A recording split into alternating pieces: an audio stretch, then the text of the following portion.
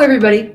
It's Barb Dunn here with Nikki Sassar and our special guest today, Brenda I said it wrong, Villafranco. Yeah, that's right. Welcome to the Funding Flip Side. So let's get started.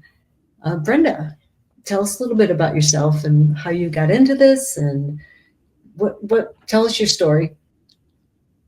Yeah, so I guess we can start with the nursing background because I'm still a nurse. Oh, And so, so I run the operations of a hospital. And so I do that full time and then just do the whole like funding on the side as well too, part time, so to speak. So thankfully, like my schedule works very well, like to my benefit. I work 6 days, 1 week, and then off 6 days. And so I'm able to do a lot of networking, a lot of trips, like to conferences, things like that. But how I got into real estate is honestly, I really try to to look at it and reflect, like, how did I get to it? But I can only describe it as like God really put me in the season of real estate. And the reason I say that is because even though I would hear people say, "Oh, I'm an investor for real estate," never in my wildest dreams even capture a ounce of attention, to be honest. And so the moment like I purchased a rental property, I ended up getting ads on Instagram for Bigger Pockets. And then Bigger Pockets has podcasts, and I just started kind of going into the rabbit hole of that. And I was like, every day was like, I think I could kind of do something like this, maybe. But it wasn't anything that I was like, I set on, like, I'm going to start purchase rental properties and I'm going to get going. No, it was just like every day was just getting closer to if they can do it, maybe I can do something like that. And so along the lines, like Pace Morby's book came out, Wealth Without Cash, and Bigger Pockets featured it. So I started following him.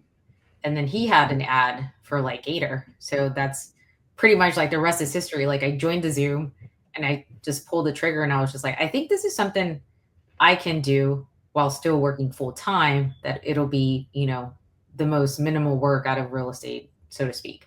And so that's which is not true. it's not true at all. No, absolutely. So, but it sounds good. That's why I'm always like connecting and like networking on my days off, right? Like it doesn't stop. But yeah, it's been such a really fun ride. I started doing the training, and I think within like 1 month of like networking, connecting within the few weeks of being in there, I ended up getting like my first PML deal. I felt good about it. I was like, okay, I think I could do this. And so I went over it with the connector at the time, and he walked me through it and was like, this is this is how I normally vet, and kind of went down the list. And I did about the same thing that how he taught me. All those notes from the training just went out the window. I couldn't remember one thing. And so I was like, okay, let me just go through this, how you're teaching me. And I got on a Zoom call with the borrower and I felt good about it. I knew the capital raiser that was her borrower. She has a pretty good reputation. So I kind of looked at it as like, okay, her reputation seems pretty solid. I don't think she would have a deal fall through. And so I went ahead and just kind of like, all right, God, I'm just going to do it. Worst case scenario, I lose money and I have the rest of my life to make it up. Or I just, do it and get actually some interest back and move on with my life and make up for what the community cost me. And that's exactly what happened. So it was a 60-day deal, and I ended up getting back my return and my interest on time. And then I was just like, okay, I think I could do this more often. And so here I am, 22 PML deals later. And now I've moved on to last summer. I decided, like, while my money was tied up in PML deals, I said, what else can I do to like open up another avenue? And that's really where I decided to focus down on transactional funding. And so the more and more I talked to people about it, the more and more opportunities were opening up. And that's pretty much how that kind of started going. But I actually think that relationship building is so key, because most of the opportunities that I get for now through transactional funding are through people I actually know now. And so it's not like random strangers. It's like, hey, Like, I want you to fund my deal, or, I need this, or, hey, Brenda, I have someone for you. And so it's usually lately it's been through like a referral. And so I mean, the latest double close that I did was I went to Squad Up last month, which was amazing.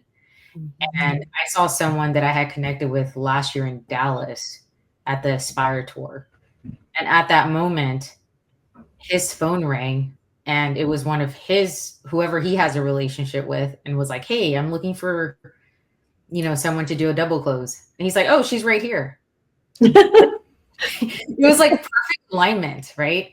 And so I was like, yeah, I'll do it. Like, let's connect, let's chat, like after, Squat Up. And so I ended up calling the guy at the airport and just kind of getting to know him. What he does with his business. How can I be of service? Is this going to be a one-time double close, or is this going to be maybe several more? And so still to this day, we pretty much connected maybe like once or twice a week. Just kind of like, hey, yeah, I may have a double close. Nothing was certain or anything like that. And we finally ended up doing it last week. So, and that was just me being there, at the right time, at the right place. So, yeah. He could have thought of anyone, but, me and the person that handed over the referral to me, we had talked last year in Dallas. And so we've kept in touch. We don't talk often, but we do like talk on social media and things like that. So nice. Yeah. That's fantastic. And Brenda, I see you in the community adding value and bringing light, and encouragement to so many that are, either first starting out or just giving hope, right? I think that's what we need, is some hope. Like, there's actually deals that are good that you can do without losing money, or or having a heartache or a headache or losing sleep over, right? I mean, there's always going to be a risk, but I love that you are transparent enough that you can say, I'm shifting lanes, and I did shift, and that you're feeling that fulfillment, right? Yeah, it's been fun, right? And I think what makes it more fun is just knowing that you can actually help someone do that transaction and being able to like facilitate that. Initially, I kind of felt like, oh, like, what am I truly doing? And so the more I know, like, because then you hear like people doing like co-living and helping the homeless. And then it's like, well, what am I doing? But then like someone brought it into perspective and was like, you're helping still mold the community because real estate investors still need you. And so I was like, you're right. Like, I didn't have like that sappy, I just helped this homeless guy 40 degrees and like put him in a house. And so that wasn't my story. And so, but I am helping real estate investors, every step of the way, like helping with their transactions. So, and I also think that you're helping them, because I talk to so many in our community, both sub 2 and Gator, who are W-2'd, and they're like, I can't do this, and I'm like, oh no, you can, and people like they're W-2'd and still doing, your job, and this on top of it, you're showing that it can be done. And I think that's a lot of value. Thank you. I appreciate that. I think also too, people look at it like, I need to be doing this 5+ hours and then I don't have time during a day. And it's really not. Like, if you just did even 45 minutes a day. I tell people all the time, like, if you connect with one person a day on your drive, like from work, all it takes is for one person to say, you know what? I had a really great conversation with Nikki. I had a really great conversation with Barb. Like, I'm going to contact them and keep in touch. And then they may bring you something, right? It's like nurturing those relationships. You never know what kind of opportunity will open. And I think that's like the beauty of it. So you're reaching out to people in the community, Gator community specifically, or sub 2, or both, or owners, or where are you reaching out? Honestly, not necessarily anyone I meet in person, really. I do better with in person, which is why I travel so much. I rather go to like a real estate in-person meetup and then meet people there. I don't have like a Calendly open where you can just hop on a call with me. No, I don't have it like that. I usually just, whoever I met at the time and I aligned with, that seemed to align with my values, I'm like, hey, I'm going to reach out to that person. and just see how they're doing and how I can provide some value of some sort. I It love doesn't necessarily have to be the community. sorry, might kind of cut out on my end. I love that you say you don't have a Calendly, because I don't either. Yeah, I don't like to move in that kind of like Yeah. book me. No, I actually I kind of stay focused in what I'm doing and what I want to accomplish first. And then usually I will always connect, but it's very intentional with how I connect. Yeah. Yeah. But on the other side, for me, to Yeah. keep me organized, I have to use the calendar. Yeah. And I really like having that space designated. So I know on certain days of the week, there's 2 hours. That's where I'm going to take my calls when people want to talk to me, as opposed to disrupting my whole day. And then I'm just putting out fires all day. Yeah. And that I can't operate that. I'm just not efficient that way. Yeah. So I guess there's both sides. Yeah, I was gonna say But I love my calendar. everyone's preference, like how it works, right? Like what works best for you may not work best for me. Right. So, No, yeah. it's very true. And you're right. You know, you're working full time. There's not a lot of opportunity to just take a call. You know, you get to dictate it, which is the same thing. Yeah. But mine's just in a Calendly format. That's all. No, Yeah. absolutely, for sure. I love that. So Brenda, I have a question for you. Just to elaborate on what you've just said. So for somebody just starting out, right, in the transactional funding world, right, what advice would you give them? And then we'll kind of branch off that one to like, what lessons have you learned? So what advice would you give somebody just barely starting out in the transactional funding world? Probably the best advice would be to still JV with someone that actually knows what they're doing, because every situation, even with an EMD, is completely different. Yes, the contracts are the same, but every deal, there's always something that you're like, what? Like, so for example, I did an EMD for a company that I've already used in the past. And so usually they'll wire back to me and it's not an issue. Well, this time around, we're using the same title company because it was near a property in San Antonio. That title company is in San Antonio. This time around, the escrow officer was like, no, we can't send you your wire back because it needs to go back to the wholesaler, even though I sent the wire out from my bank account. Right. So they wouldn't sign the form, basically saying, because I have a form that says, regardless if the deal falls through or, you know, it's still refundable, it has to come back to the same bank account that it was wired from. She refused to sign it and it got escalated. And I ended up telling the wholesaler, look, two things. Either A, I don't fund this EMD deal, or B, we have to go to another title company and make sure that they'll take it. And he was like, look, whatever keeps your funds secure, I'm okay with that. And we decided to pivot to another title company, even though we in the past used that title company for an EMD and it was fine. So like an escrow officer can break a deal because she refused to sign that. Wow. Yeah. So that's really good to know. Yeah. So, I mean, it's just better to JV with someone that actually knows what they're doing. At least you kind of start seeing, but just know, even when you no longer JV with that person, there'll still be some kind of crazy situation that will pop up, you know, because something is done differently because this escrow officer decided to do something different. So, yeah. I even have instances where the mutual release gets signed now, even in a state that's not a mutual release, because now I feel like in states that I had an EMD here in Texas, which is one, they were like, oh, we don't need it. I'm like, okay, it's a mutual release state. We'll just don't get it signed anyways, because I think you probably don't know. And so now with every state, not just with a mutual release state, I make sure that they sign that first. Yeah. Yeah. Yeah. So good.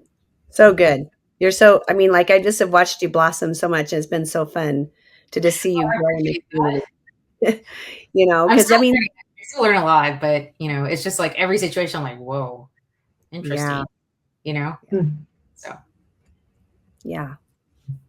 Barb, I'll let you ask the next question. How's that? Well, I was going to ask, When you structure your contracts to minimize, how do you structure them to minimize risk? What are some key components that someone doing transactional funding should look for? Just to, I mean, you just covered some of them, but what are some other ones that you So think would be really? For me, it was actually really simple. And the best thing I could tell you is I didn't make the contracts or anything. I actually joined a school community, which is Ryan Schroeb's group. And he had his lawyers create these contracts. So once you join, those contracts are there for the community that's in his. So I just use his contracts. Awesome. Oh, nice. Yeah. So like he created them with the lawyer, a couple of lawyers, just to make sure that everything was in place. Nice. That's fantastic. Yeah. Where do you go ahead, Barb? No, I was going to say I'm keeping conscious of your time frame. Yeah, we want to make sure you get off here in time as well. Yeah. I have a question really quick to add on to that. Yeah. So with your pivot that you've done, and now you're focused on, transactional funding, and where do you see yourself in 5 years? Like, I know that that's hard to, imagine, but like even with your W-2 and everything going on and your new pivot, where do you see yourself in 5 years, your business as well? I definitely see my business automated. I would like to do some business acquisition, which is the purpose of me really raising like all my capital for transactional funding. I would like to do that and have another stream of active income. But as far as like 5 years, I definitely would like to see it automated to the point where I build so many relationships that they're no longer coming from like a stranger. They're just coming from relationships that I've have built over the years, and it just funnels with itself. Yeah, I understand that. I feel that way too. That just keep it close. Yeah. And I mean, just think about it. Like if you had, 10 relationships, but each one of them brings you 3 deals a month. I mean, you're good. You know what I mean? Like you don't need like a ton of them from them. You just need a few if you just had, or you can have 5. And if they bring you 5 deals a month, each one of them, I mean, that's enough to pretty much scare you up there, right? Scale it up there. Yeah. Right. So if someone's wanting to like throw you out a bone, throw you out a deal for transactional funding, right? What is the best way they can connect with you? What's the best way? Instagram's my best. Instagram, yeah. Brenda Builds Wealth. That's like the best. Send me a message. I'll respond. Or like Facebook Messenger is the second best. But if you're going to shoot me a message, definitely do it on Instagram. So it's Instagram at Brenda Builds Wealth, correct? Yes, okay, perfect. Yep. So we know you have a busy schedule, but we just wanted to tell you thank you for all you do in our community as well. Because I was telling Barb about you. I'm like, she is a ball of light. Like she's just learning about people and making sure she's doing the right thing and the correct thing. And I know you journal a lot. Will you just elaborate before you leave just a little bit about your journaling? Sure. So I hired a mindset coach about 1.5 years ago. And I've always journaled throughout the years, but I never journal with like intention, so to speak. So one of the things that my mindset coach taught me was every time you journal, you have to write down the 5 things that you're grateful for, because it's better to write it down versus to just say it out loud. Which kind of reminded me of the verse from Habakkuk 2:2, like write the vision down. So it makes complete sense, right? And so I do that every morning. And then one of the things is like, he'll send me prompts of questions, which I have a ton of, but I usually try to journal something, that I will like, or that makes me feel extremely grateful for, whether or not, like, if I'm like, oh, the moment I do that, that's when I'm starting to feel even more grateful. And so journaling, like you want to journal a question that says, how was your meditation this morning? And like, what were the feelings that you felt? So you want to be really intentional with how you're journaling versus like just journaling random stuff. And so eventually I can go back to previous journals, like from last year, and see some of the things that have come to fruition. And it's been really nice. Like it's been a game changer for me, to be honest. I love that you're able to switch that and put your feelings on paper, right? Yeah. Like especially the attitude of gratitude, right? Like we can wake up so grumpy in the morning, or maybe a deal is going crazy, or maybe something's happening and you're like, okay, what am I grateful for? Like it puts things into perspective enough for us to change our mindset. My dad would always say, change your stinking thinking. True, like I to love that. that, right? I love that. And to have that perception of, I can either be negative Nancy, right? Or I can be positive Paul, right? That's an old saying we grew up with. And so I love that you journal, and that's also good for our mental state, because you are putting it down on paper and it's not sticking in your head and going around and around like a squirrel cage, right? Yeah. So I've always admired you that you do that. I mean, I used to be a big journal writer and I kind of pulled back, and now I'm kind of getting back into it. So I admire you for that and what you stand for. So Thank you so thank much. I appreciate that. You know, my Yeah, friend gave me a thank you. journal recently that it says, quiet the mind and the soul will speak. And it's actually the verse of Psalm 119, verse 15. And I meditated over that and I'm like, wow, I never had found that verse before. You know, Psalms is so huge, but it makes total sense. Like you quiet the mind and the soul will speak. Right? Isn't that amazing? Like you'll see things come to fruition just from writing. Yeah, sometimes our brain is not our best friend. Yeah. It's really isn't. You need to, I've been working on that too, trying to disconnect my brain, because it's just, you get stuck in these mindsets, and it's just I think great to change it up. Yeah, just be aware of it. Know that, you know, obviously our negative thoughts come, they're always going to be automatic. So as long as you are aware, like, okay, great. Like that's not going to happen, because don't feed into it. Yeah. That's right. Yeah. Don't give it any fuel. Yeah. Yeah, exactly. It's really true. And even how we feel about ourselves can be a negative thought, right? And so, you know, switching out that positive. And somebody once told me, and this is kind of getting into something different, but even in the real estate world, right? How we think about ourselves, like we might compare ourselves to somebody else, and that's not good either. But to be a go-giver and to lift and give value, right? And as we think about ourselves, if we think negatively, we're stepping into darkness instead of into light. And when we think good about ourselves, even like I'm admiring both of you women, right? Because you have so much to give and offer in the community and also in the world, right? And when I do that and I think about that, I'm like, I want to be like Barb and Brenda, but I also want to be myself, but I also want to take their good qualities and apply it to my life. I think that, Brenda, that's what you're doing in our community, is you're just dropping these little pockets of light everywhere you go. And I keep saying light because I feel like you are, because every time I see, I'm like, oh, there's Brenda again. She's doing good things in the community. And sometimes you're a silent giant, but you are like, I see you and we watch you. And a lot of people have said, do you know Brenda? Yeah, I know Brenda. So thank you so much today. Yes, thank you. Thank you guys for having me. You're so sweet. We really do appreciate you. And we wish you the best in your business. And for those of you who are listening, just go to her Instagram at Brenda Builds Wealth, or you can reach out to her on Facebook Messenger. Did I get that correct, Brenda? Right? Everything? You did. Yeah. Thank you, Brenda, for being here. Bless your heart. Yeah. We to see you in the community. So thank you. Appreciate it. Yeah, thank you. Can't wait to see you some more now that we've started this relationship. Yeah. So good luck with everything. Thank you again. Have a glorious day. Bye. Bye. Bye.